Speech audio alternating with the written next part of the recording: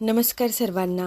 आज नवरात्री उत्सवाचा चौथा दिवस आणि मी आज घेऊन आली आहे माता कुष्मांडा लूक आणि काही पोर्ट्रेट्स। नावाप्रमाणे अर्थ आजच्या व्हिडिओमध्ये मी दाखवायचा प्रयत्न केला आहे। जेव्हा एक स्त्री आई होण्यासाठी तयार असते, गर्भधारण करण्यासाठी ती तयार असते, म्हणून तिला म्हणतात कुष्मांडा।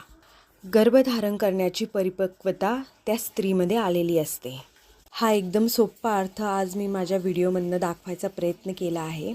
पोर्ट्रेटसाठी व्हिडिओ शेवटपर्यंत बघा। थँक्यू।